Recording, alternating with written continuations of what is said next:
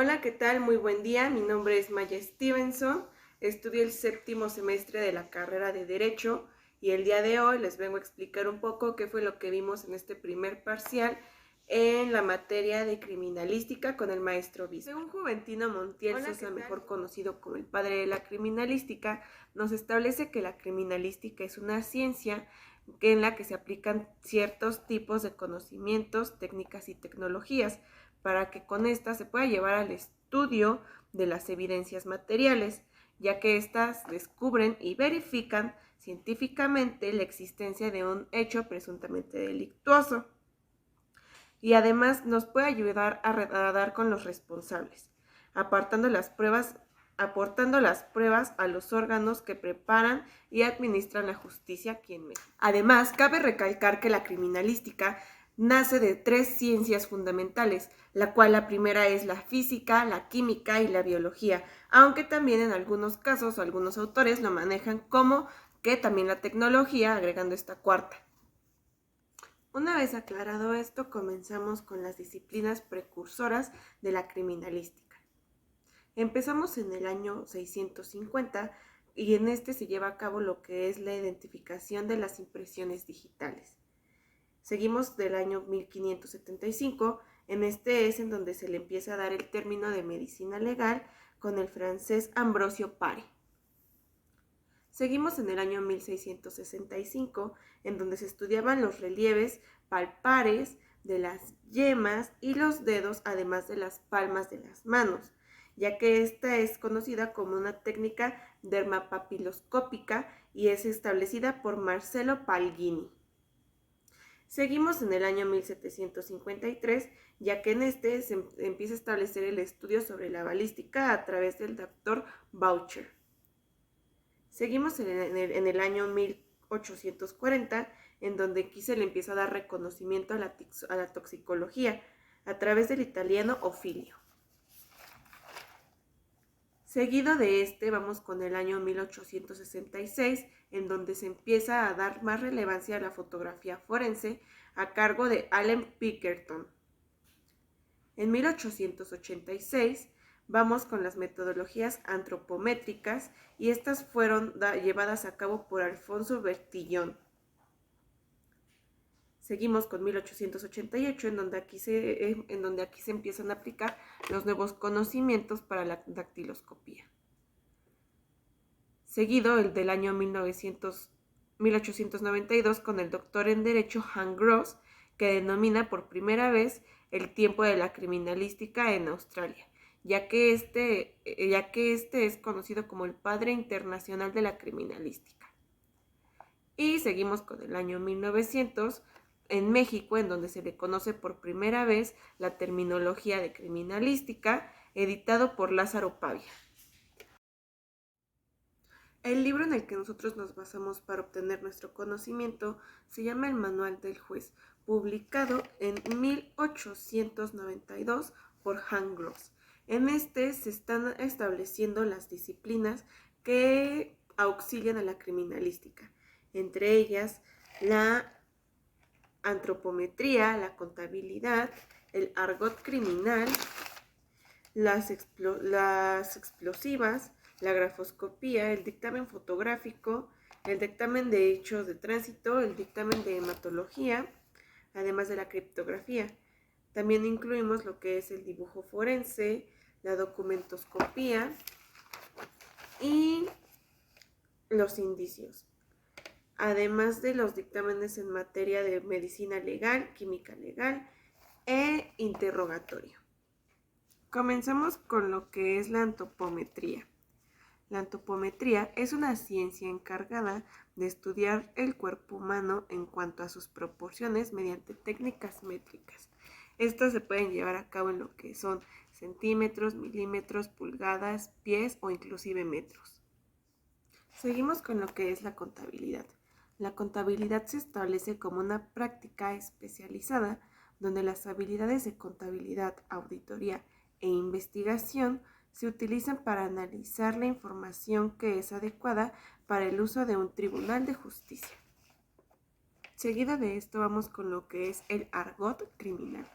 Este se conoce como el estudio de los diferentes elementos que conforman la estructura criminal, entre ellos lo que son los factores criminopatentes y los precedentes de la conducta criminal, además de sacar el perfil criminológico. Seguida de esto, seguimos con lo que es la criptografía. La criptografía es conocida como el estudio del ámbito de la criptografía, en el que se ocupan las técnicas de cifrado o código destinado a alterar las representaciones lingüísticas en ciertos mensajes con el fin de hacerlos inteligentes a los receptores o no autorizados. En este caso, nosotros podemos utilizar como criptografía cualquier técnica o lenguaje que nosotros podamos ocupar y no hacer que no todas las personas lo conozcan. Algo así aparece cuando los gemelos se comunican entre ellos con un lenguaje en el que solamente ellos pueden ocupar, o también lo que pasa cuando ocupamos la clave Morse. Seguimos con lo que es el dibujo forense. El dibujo forense se establece como una disciplina técnico-artística mediante el cual se elabora el retrato de un rostro de una persona extraviada, un agresor, un asaltante o cuya identidad se ignora. Esto lo podemos ver muy común, por ejemplo, cuando hacen las representaciones de los niños que fueron perdidos o extraídos de sus hogares hace años y cómo es que se verían ahora en la actualidad. O por ejemplo, cuando hacen los retratos hablados de algún asaltante, o lo que pasó mucho en el asunto de la Mataviejitas, que no le habían visto la cara, pero podían reconocerla y hacían algún retrato hablado de qué es lo que pasaba y cómo es que posiblemente podría ser. Documentoscopía.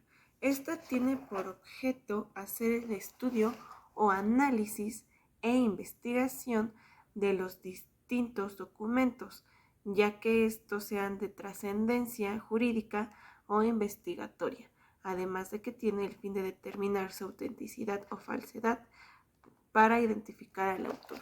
Esto lo podemos ver, por ejemplo, si lo aplicamos en materia jurídica, cuando, por ejemplo, una persona es acusada de que no ha pagado algún pagaré y entonces esta persona reconoce que él debe, pero no reconoce la firma. O por ejemplo, lo que se conoce actualmente que hacen los notarios como revivir muertos. Cuando por ejemplo el terreno de alguna persona esté intestado, agarran y lo que hacen es firmar, contratan a alguna persona o incluso ellos mismos firman con tal de hacer una firma válida a pesar de que la persona ya haya muerto. O también, por ejemplo, cuando los títulos o cédulas profesionales cuentan con algunas irregularidades, se someten a lo que es la documentoscopía para saber si son auténticas o no. Documentoscopía.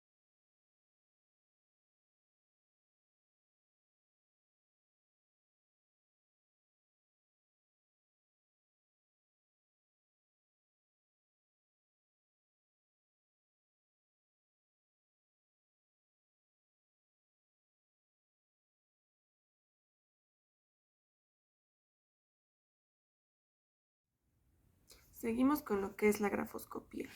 La grafoscopía se establece como es aquella ciencia que pretende describir la personalidad de un individuo, además de determinar las características generales de carácter acerca de su equilibrio mental, la naturaleza de sus emociones y su tipo de energía, además de su inteligencia y sus actitudes profesionales, mediante un examen manuscrita. Este se hace de manera escrita y se hace de manera autógrafa.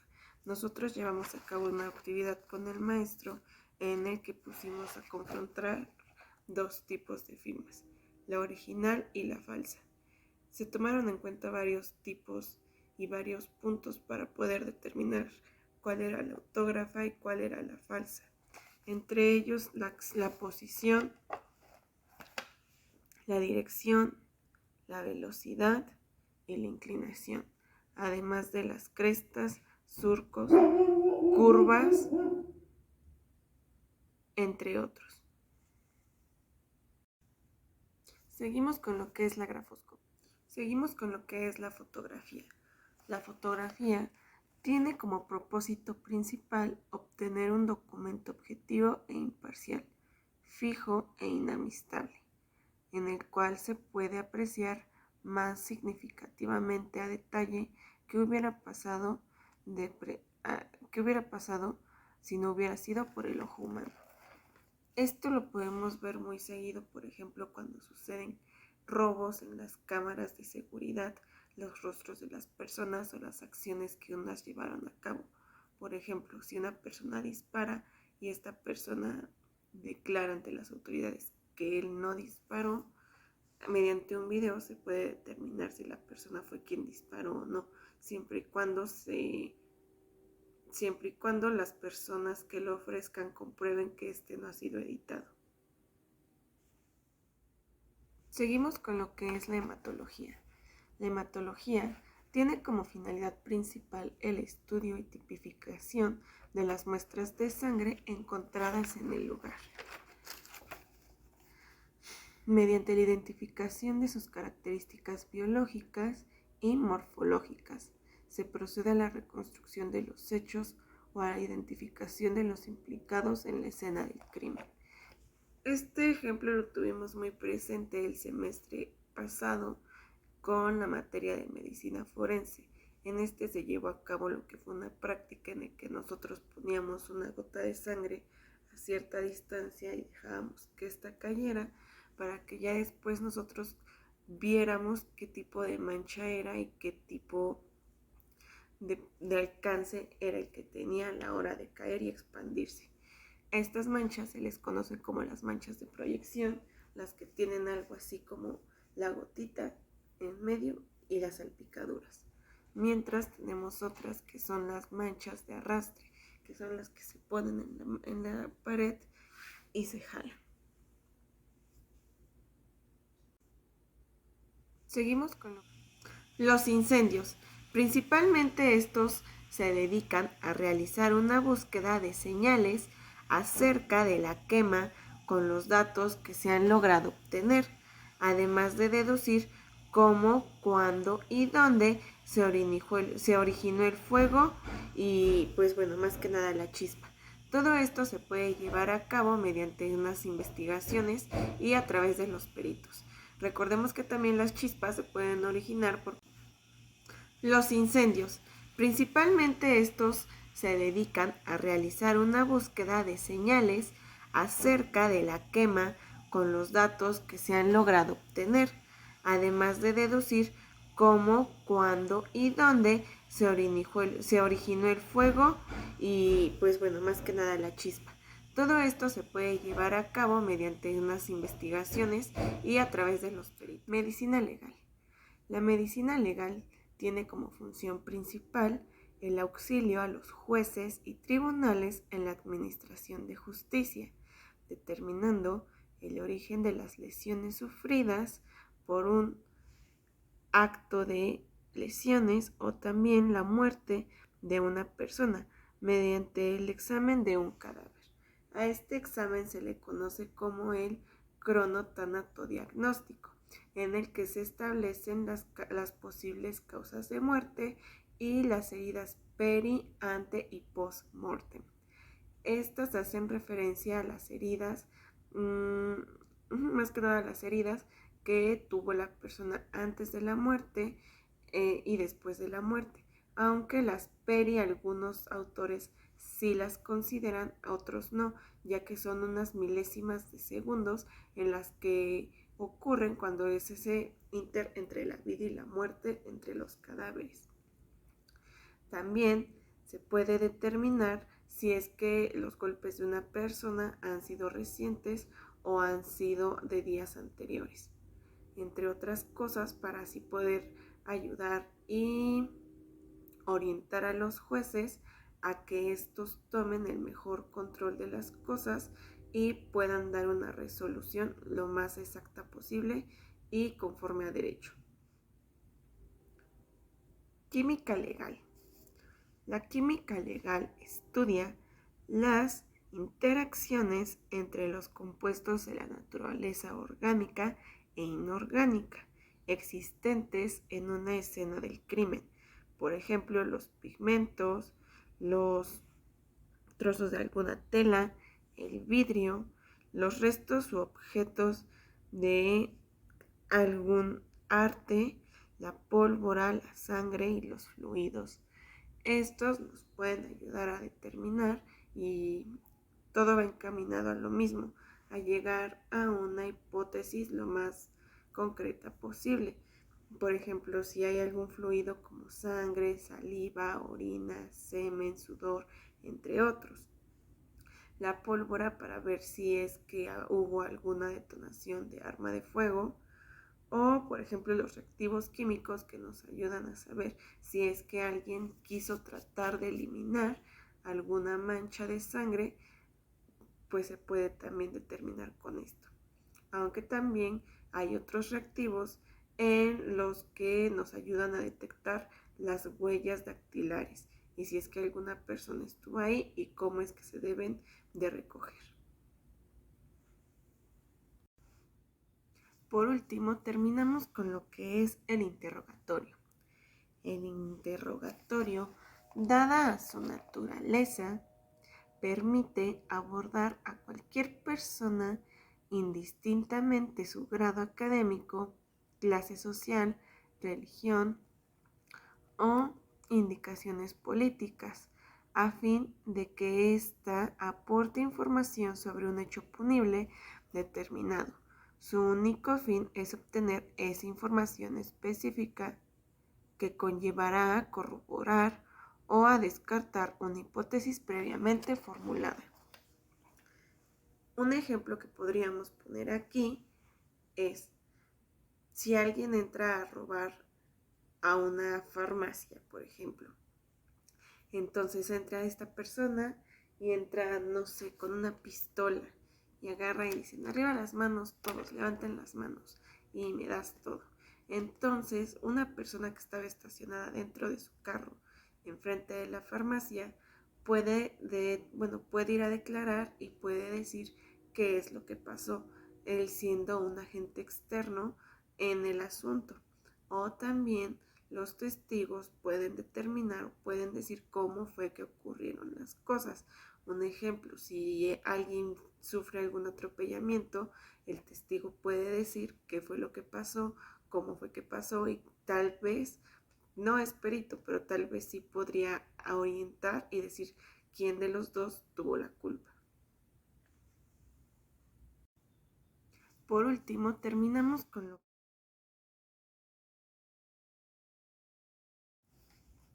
Otro de los conceptos que se le puede dar a la criminalística, según Rafael Moreno González, es que la criminalística es una disciplina que se aplica fundamentalmente a los conocimientos, métodos y técnicas de investigación de las ciencias sociales en el examen del material sensible significativo relacionado con un presunto hecho delictuoso, con el fin de determinar en auxilio de los órganos encargados de administrar justicia su existencia, o bien reconstruirlo y señalar, revisar e intervenir en uno o varios sujetos en el mismo.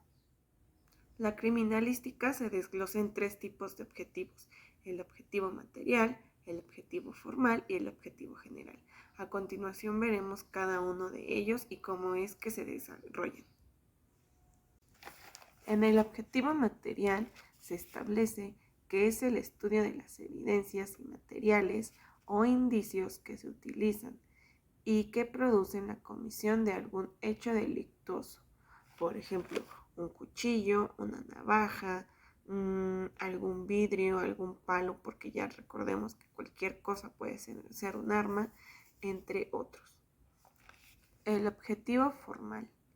Este es auxiliar y con los resultados de la aplicación científica de sus conocimientos, metodología, a los órganos que procuran y administran la justicia a efecto de darles elementos probatorios, indicadores y reconstructores, además de que estos reconozcan la verdad técnica e histórica de los hechos que investigan, objetivo general se divide en 5 opciones, que es la número 1.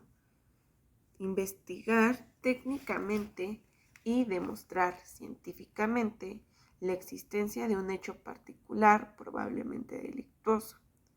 La número 2 es determinar los fenómenos y reconstruir el mecanismo de un hecho, señalando los instrumentos u objetivos de ejecución, sus manifestaciones que pudieron estar en juego, entre otros. La número 3 es aportar evidencia o coordinar técnicas o sistemas para identificar a la víctima si es que existiese en algún momento, ya que hay personas que por el impacto que quedan así de que súper espantadas, no saben cómo es que se debe de reaccionar. Y a pesar de esto, es ahí cuando se entran las técnicas para identificar quién es la víctima. Número 4. Aportar evidencias para la identificación de los presuntos autores y coautores. Por ejemplo, aquí recordemos que son las formas de participación: coautor, autor material, autor intelectual, cómplice, entre otros. Bueno, aquí nosotros podemos, por ejemplo, si sabemos que alguien, no sé, quiso entrar a una casa, robaron la casa de tu vecino, y entonces este vecino solamente tenía contacto con ciertos vecinos de ahí, y un vecino empezó como que a visitarlo mucho o algo así, podemos deducir, no podemos señalar, podemos deducir que este puede ser el autor intelectual. Además de que también con el número 5 tenemos que se pueden aportar las pruebas materiales con estudios técnicos y científicos para probar el grado de participación de los presuntos autores y demás involucrados.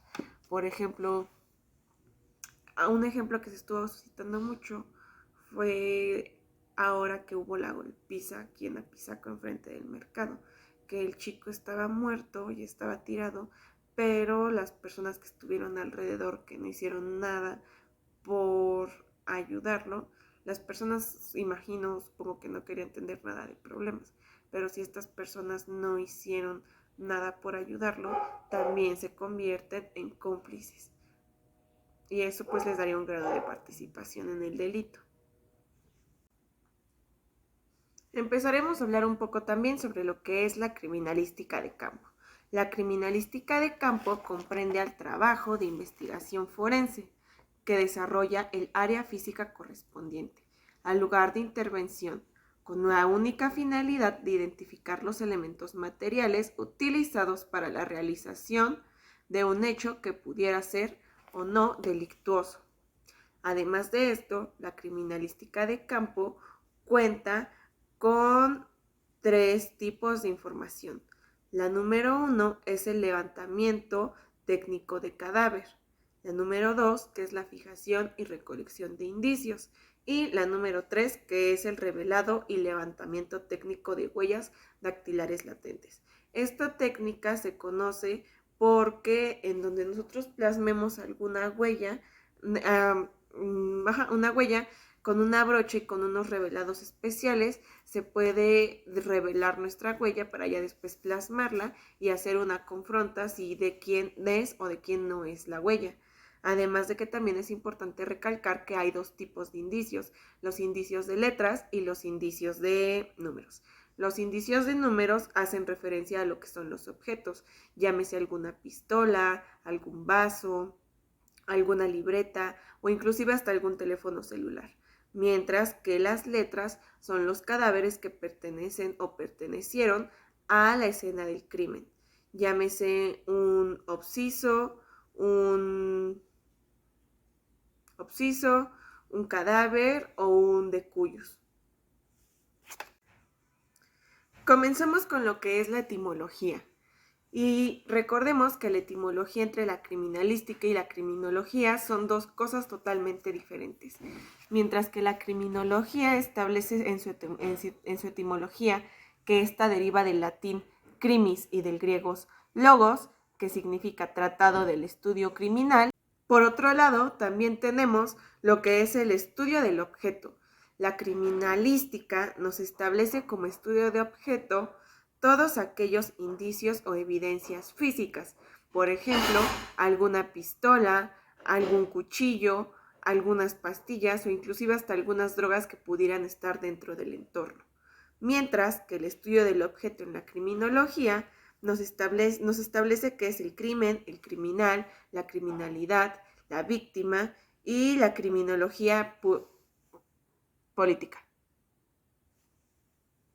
Por otro lado, de igual manera, el método entre la criminología y la criminalística son dos cosas que las diferencian. Mientras que el método en la criminología se establece como las posturas criminológicas a través del tiempo en un enfoque tradicionalista o más que nada en un enfoque de crítica, la criminalística establece a su método como con la metodología de la investigación criminalística, apoyándose de procedimientos de estado, así como de estudio, así como el analítico, deductivo, inductivo y el sintético. De igual manera, la finalidad es otra de las cosas que distinguen de la criminología y de la criminalística.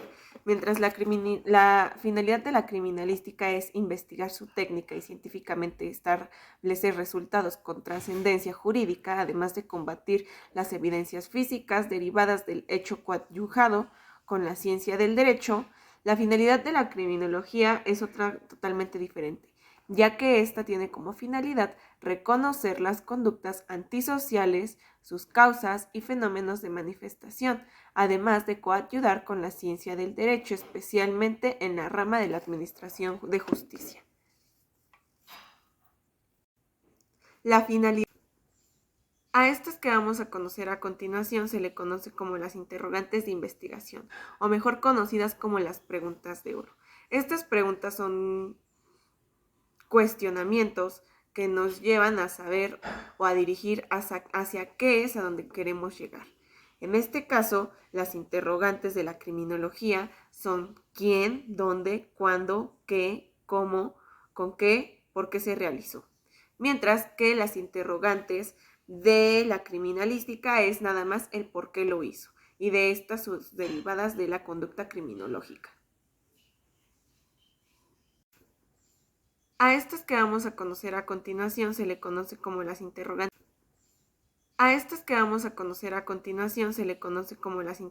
De investigación, o mejor conocidas como las preguntas de oro. Estas preguntas son cuestionamientos que nos llevan a saber o a dirigir hacia qué es a donde queremos llegar. En este caso, las interrogantes de la criminología son quién, dónde, cuándo, qué, cómo, con qué, por qué se realizó. Mientras que las interrogantes de la criminalística es nada más el por qué lo hizo, y de estas sus derivadas de la conducta criminológica. A estas que vamos a conocer a continuación, las ciencias auxiliares son otras que las distinguen muchísimo, ya que mientras la criminología establece como ciencias auxiliares a la física, la química, las matemáticas, la biología, la filología, la ingeniería, la mediana antropología, la criminalística ofrece como sus ciencias auxiliares a la biología, la antropometría, la psiquiatría, la androgeneía, la psicología, la sociología, la pedagogía, la filosofía, las estadísticas, la mediana de trabajo social, además de el derecho. Las ciencias auxiliares son otras que las... Y terminamos con quienes fueron los precursores de cada una de estas ciencias. El precursor de la criminalística fue César Lombroso, mientras que el precursor de la criminología fue Hans Gross, y es súper conocido por su libro El Manual del Juez.